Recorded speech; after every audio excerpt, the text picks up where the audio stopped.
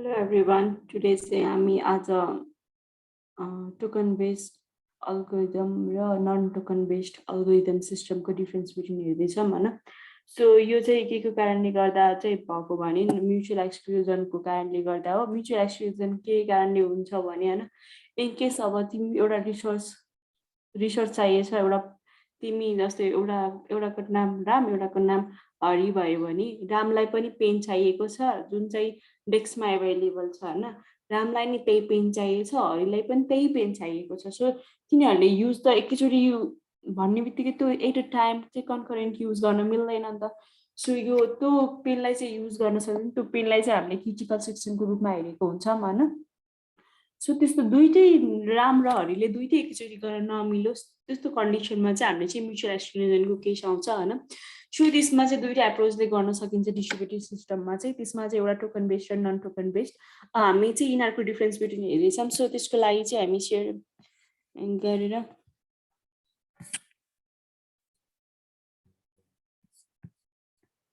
यो है म डाइरेक्ट योबाट एग्री गर्ने। Distributed system is the system. Distributed system भनेको त्यस्तो सिस्टम हो जहाँ चाहिँ कम्पोनेन्टहरू डिस्टिङ प्लेस भनेको टाढा टाढा हुँदा पनि त्यो डिस्टिङ प्लेसमा भएको जुन कम्पोनेन्टहरू छ नि जुन चाहिँ नेटवर्क काउन्टर रिफर गरेको छ तिनीहरू एक आपसमा कम्युनिकेट गर्छ काम गर्नको लागि, कोअर्डिनेट गर्छ, तिनीहरूको मेसेज एकले अर्कोलाई एक्सचेन्ज गर्छ। त्यस्तोलाई डिस्ट्रिब्युटेड सिस्टम भनेको छ भनेर हामीलाई डिस्ट्रिब्युटेड सिस्टम भन्ने बित्तिकै जेनरली थाहा हुनुपर्छ हैन।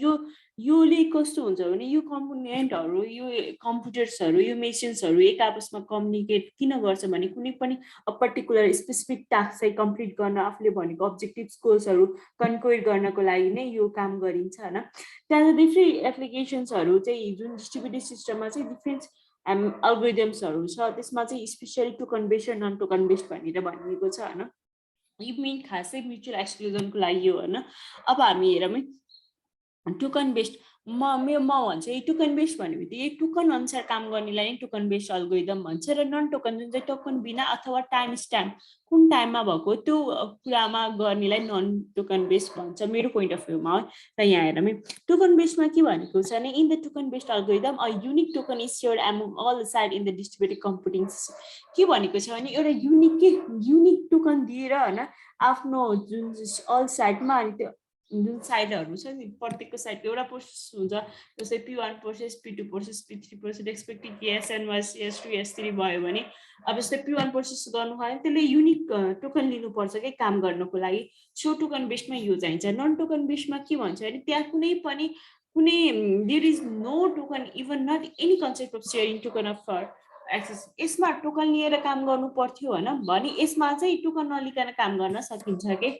यसमा त्यो कन्सेप्ट हुन्छ हैन। अनि अर्को के छ भने a site is allocated to enter the system if it process the token. यदि क्रिटिकल सेक्सन भित्र जानलाई त्यो टोकन भयो भने मात्र त्यो क्रिटिकल सेक्सन भित्र जान्छ कि त्यो मेसिन, यदि छैन भने जान पाउँदैन है।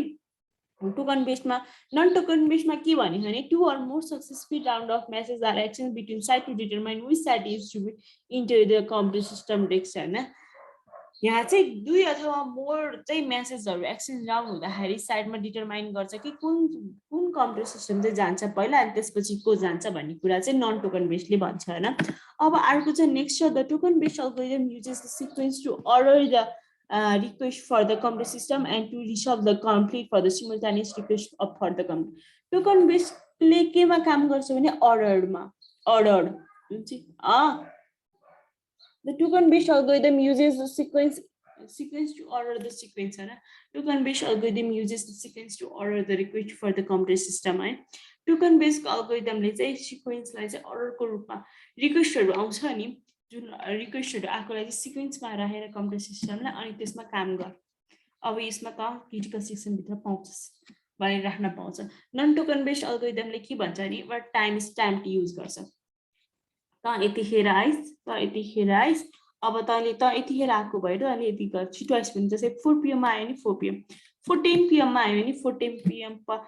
भन्छ सेकेन्ड ठाउँमा पो गयो नि त त्यो सेकेन्ड पछि भन्नु त पछि जान पायो नि त। सो त्यस्तो कन्सेप्ट हुन्छ यसमा। अनि टोकन बेस्डले चाहिँ produce less message traffic is compare to the non token based. किनभने less traffic token unique token दिएको हुन्छ नि त क्रिटिकल सेक्सन भित्र जानको लागि। अरूमा चाहिँ त्यो युनिक टोकन दिएको हुँदैन टोकन बेस्डमा सो यसमा चाहिँ ट्राफिक अभियसली मेसेज ट्राफिक भन्ने कुरो कुनै कुरै भएन नन टोकन बेस्डमा के भनेको छ भने यसले चाहिँ अब टोकनै नभएपछि त अब आफ्नो हिसाबमा हिँड्छ नि त सो यसले चाहिँ मेसेज ट्राफिक पुरुष गर्ने चान्सेस धेरै छ होइन अनि के भनिन्छ भने they are free from obviously message traffic भएन भने यस्तो भएन भने त फ्री फ्रम डेलक हुने चान्सेसै भएन डेलक भनेको कस्तो भने अघि मैले राम र हरिको इक्जाम्पल दिएँ नि सो जस कसले गर्ने भनेर there here are no two or more process in the queue in order to wait for जस त्यो पेनको लागि यहाँ लाइनमा बसेका छ राम र हरि बसेको छ नि त सो यस्तो कम्प्लिटहरू नहोस् बिकज अफ द्याट युनिक अब मैले अब रामलाई युनिक टोकन दिएँ भने रामले मात्रै त्यो पेन लिन पाए कि हरिले पाएन त्यस्तोलाई चाहिँ त्यही भएर डेलकबाट फ्री हुन्छ अनि टाइम स्ट्याम्पमा चाहिँ they are not free from deadlock problem होइन दे आर फ्री जस्तै यो 4 PM गरेको छ गर्दै 4-5 PM 4 बजेर 5 मिनट गयो भए तर अर्को रिलिज भइसक्यो हरि पनि होइन त्यसले पनि जान ठ्याक गर्दाखेरि चाहिँ मलाई त एकैचोटि आउँछ कि जस्तो भन्नको मतलब जस्तै रामले 4 PM आफ्नो त्यो टोकन लियो टोकन सरी टोकन भन्न त्यस रामले अब त्यो 4 बजेर 5 मिनट जाँदाखेरि त्यो पेन एक्सेस गर्न खोज्छु भनेर जाँदाखेरि बिचमा इन्टरप्ट भएर सल्भ गर्दाखेरि त्यो त्यहाँ पुग्दाखेरि 4:10 भयो अनि के अरे यतापट्टिको हरिले पनि 4:10मा निक्लेर त्यही पेन गर्न खाँदा एकैचोटि भयो नि त सो ट्राफिक हुने त चान्सेस भयो नि त सो यसमा चाहिँ ट्राफिक हुने चान्सेस पनि भयो डेलक हुने चान्सेस पनि भयो कि यसमा चाहिँ here it was ensure that the request are executed exactly in the other as they are यसमा चाहिँ कस्तो हुन्छ भने जसरी रिक्वेस्टहरू एक्जिक्युटेड गरिन्छ नि जसरी राखिन्छ अर्डर त्यसरी नै गरिन्छ होइन it was ensure that the request are executed exactly in the order as they are made here is no surety of execution order जस्तै यो पछि यो सकिन्छ यो पछि त्यो सकिन्छ भने जस्तै रामलाई टोकन दिएपछि रामले भ्याइपछि अनि तल हरिलाई दिन्छ नि त त्यो टोकन सो त्यो अर्डरमा हुन्छ तर यसमा त त्यो टोकनै हुन सो त्यो अर्डर हुन्छ भन्ने चान्सेस कुनै हुँदैन सो अब यता हेर्दाखेरि के भनेको नि token based algorithm are more scalable is they are free from server from having to store session state and also they contain all the necessary information which they need for authentication obviously token हुने बित्तिकै त्यसमा authentication हुन्छ भन्ने कुरा त भइहाल्यो authentication हुने बित्तिकै त्यहाँ भएको नेसेसरी इन्फर्मेसन अभियसली हुन्छ भने चाहिँ so they are scalable right non token based अल्गोरिदममा के हुन्छ भने यिनीहरू चाहिँ टोकन जुन टोकन बेस्ड जस्तो स्केलेबल हुँदैन किनकि server because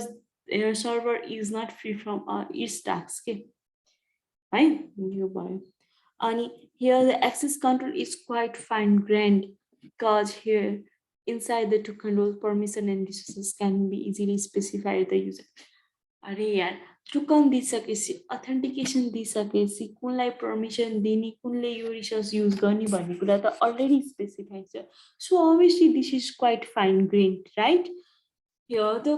access control is quite fine-grained because here inside the token role भित्र permission and the resource can be easily specified कसलाई कति authentication दिने भनेको त अलरेडी डिफाइन अब यो हो नि टोकन भने टोकन भित्रै सबै कुरा लुकेको छ कि त्यही भएर यसलाई ब्रिफली सोच्नै पर्दैन अनि नन टोकनमा के भन्यो भने एक्सेस कन्ट्रोल त is not so fine as there is no token token नहुने बित्तिकै एक्सेस कन्ट्रोल कति दिने कति तैँले तेरो काम गर्छस् कति तँलाई त अथेन्टिकेसन कति पर्सेन्टेज अफ यो गर्न तैँले सक्छस् भन्ने कुरा त छ स्पेसिफाई छैन त यसमा कसरी हुन्छ त नि हो कि होइन नन टोकन अल्गोरिदम अभियस सिधा कुरा अनि token based algorithm makes authentication quite easy अब कति एउटै कुरा घुमाएको कि एउटै कुरा हो के भन्नु यसलाई non token based algorithm cannot make authentication easiest obviously अब टोकन बेस्ड अल्गोरिदममा चाहिँ एक्जाम्पल्समा चाहिँ सिंहल ह्युरिस्टिक अल्गोरिदम भन्ने हो Raymond's tree based algorithm Suzuki Kasami algorithm भन्ने हो यो चाहिँ मैले कहिले पनि सुने होइन अब चाहिँ example of non token based अल्गोरिदममा चाहिँ के ल्याम्पर्स अल्गोरिदम होइन जुन चाहिँ अर्डर अनुसार काम गर्छ होइन अनि रिकार्डो अग्रवाल अल्गोरिदम अनि माइकावा अल्गोरिदम भनिन्छ त्यसमा थ्याङ्क यू